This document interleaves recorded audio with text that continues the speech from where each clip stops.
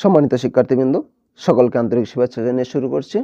আজ আমরা সমাধান করব অষ্টম শ্রেণীর গণিত বইয়ের অনুশীলনী 2 এর নমুনা প্রশ্ন। আমরা জানি আমাদের 2026 সালে যে নতুন বইগুলো দেওয়া হয়েছে সেই বইগুলোতে প্রত্যেকটা অনুশীলনীর শেষে আমাদের একটা করে নমুনা প্রশ্ন আছে, সেখানে আমাদের একটা সৃজনশীল আছে এবং আমাদের 5টা সংক্ষিপ্ত প্রশ্ন দেওয়া আছে। তো আমরা এই নমুনা প্রশ্নের যে সংক্ষিপ্তগুলো 7 নং এ দেওয়া আছে সেখান থেকে আমরা খ নম্বর যে সংক্ষিপ্তটা আছে এটার এখন সমাধান করে দেখাবো। খ নম্বর প্রশ্নটা আমাদের কি আছে? একটি পণ্য 12% মুনাফায় 1344 টাকায় বিক্রয় করা হলে ক্রয় মূল্য কত টাকা? আমাদের পাটিগণিত অঙ্ক করার জন্য ডাকটা বোঝা অবশ্যই জরুরি।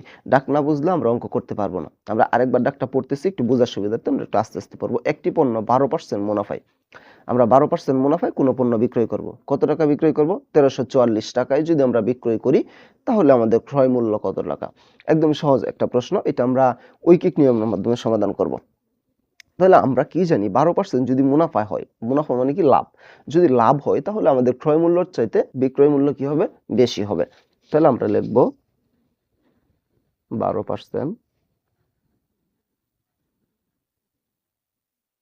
মুনাফায়, 12% মুনাফায়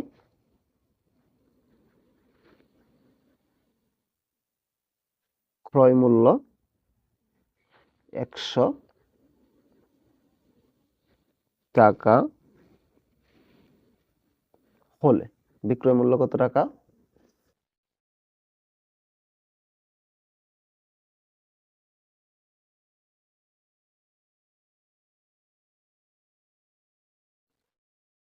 বিক্রয় মূল্য সমান কি হবে? আর বেশি। তাহলে কত? 100 যোগ 12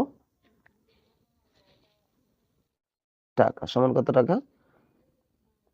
112 টাকা। তাহলে আমরা এখানে কি বের করলাম? আমাদের ক্রয় মূল্য যদি 100 টাকা হয় তাহলে বিক্রয় মূল্য 12%, যদি মুনাফা হয় তাহলে 100-র সাথে আরো 12 টাকা বেশি বিক্রয় করতে হবে। তার মানে মোট কত টাকা বিক্রয় করবে? 112 টাকা। এখন আমাদের এখানে কি বের করতে বলা হয়েছিল? আমাদের বের করতে বলা হয়েছে ক্রয় মূল্য।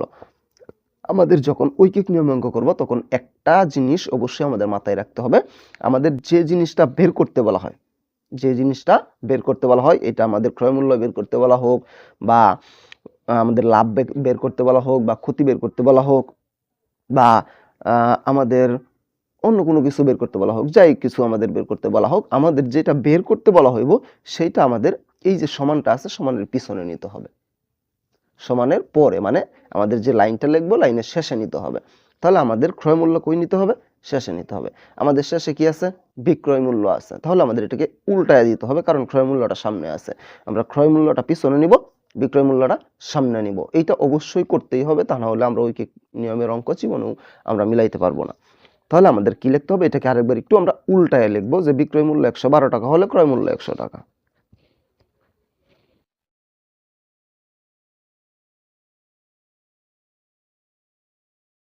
বিক্রয় মূল্য 112 টাকা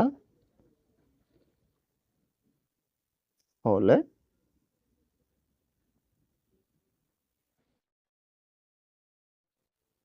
ক্রয় মূল্য কত টাকা? 100 টাকা। তাহলে আমরা কি লিখছি?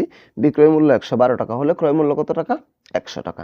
এখন আমাদের কি করতে হবে? সুতরাং ঐকিক নিয়ম 1 দ্বারা দিতে হবে। বিক্রয় মূল্য 1 টাকা হলে ক্রয় মূল্য কত টাকা হবে? আর একটু বেশি না কম? আর একটু কম। কম হইলে উপরে 100, নিচে 112 টাকা। এখন আমাদের কি আছে? আমাদের আমাদের বিক্রয় মূল্য দেওয়া আছে 1344 টাকা। তাহলে আমরা এখানে লিখবো সুতরাং বিক্রয় মূল্য 1344 টাকা হলে সুতরাং বিক্রয় মূল্য 1344 টাকা হলে ক্রয় মূল্য কত হবে? আর একটু বেশি হবে, তাহলে উপরটার সাথে গুণ, 100 গুণন 1344 নিচে 112, এটা হবে আমাদের কি? ক্রয় মূল্য। এখন আমরা কি করব? এখানে একটু কাটাকাটি করব। আমরা এই 112 দ্বারা ক্যালকুলেটরের সাহায্যে সরাসরি আমরা এটাকে কি করব? এটাকে আমরা কেটে দিব। তাহলে কত হবে আমাদের? 12। আমরা যদি 112 দ্বারা 1344 কে ভাগ করি তাহলে হয় আমাদের 12 বার। এখন আমরা যদি 12 এর সাথে এই 100 গুণ দেই কত হয় আমাদের? 1200। তাহলে হয় আমাদের 1200 টাকা। তাহলে আমাদের ক্রয় মূল্য কত টাকা? 1200 টাকা। আমাদের ক্রয় মূল্য কিন্তু এখানে বের করতে বলা হয়েছিল। আমি আরেকবার বলি আমরা কিভাবে সমাধান করেছি। আমাদের দেওয়া ছিল একটি পণ্য 12% মুনাফায় 1344 টাকা বিক্রয় করা হলে ক্রয় মূল্য কত টাকা? তাহলে আমাদের যেহেতু 12% মুনাফা এখানে উল্লেখ আছে, সেহেতু আমরা কি করব? 12% মুনাফায় ক্রয় মূল্য 100 টাকা হলে বিক্রয় মূল্য 100 যোগ 12 সমান 112 টাকা। এখন আমাদের বের করতে বলা হয়েছে ক্রয় মূল্য, এই কারণে বিক্রয় মূল্যটা সামনে আনবো, ক্রয় মূল্যটা পিছনে নেব। বিক্রয় মূল্য 112 টাকা হলে ক্রয় মূল্য 100 টাকা, বিক্রয় মূল্য 1 টাকা হলে ক্রয় মূল্য উপরে 100 নিচে 112, বিক্রয় মূল্য 1344 টাকা হলে ক্রয় মূল্য 100 গুণন 1344 নিচে কত? 12। কারণ আমরা কি জানি, যদি বেশি হয় তাহলে উপরেরটার সাথে গুণ, কম হইলে নিচেরটার সাথে গুণ। এখন 112 দ্বারা 1344 কে ভাগ করলে কত বার? 12 বার। 12-র সাথে যদি আমরা 100 গুণ করি কত হয়? 1200 টাকা। এটাই হচ্ছে আমাদের ক্রয় মূল্য এবং এটাই হচ্ছে আমাদের এই অঙ্কের সমাধান। আমি আশা করি আমি বোঝাতে পেরেছি। তারপরেও যদি কারো কোনো সমস্যা থাকে আমাকে কমেন্টে জানাতে পারো, আমি সমাধান করার চেষ্টা করব ইনশাআল্লাহ। পরবর্তী কোনো ভিডিও নিয়ে তোমাদের মাঝে অবশ্যই আসবো। সে পর্যন্ত সকলে ভালো থাকবা। আল্লাহ হাফেজ।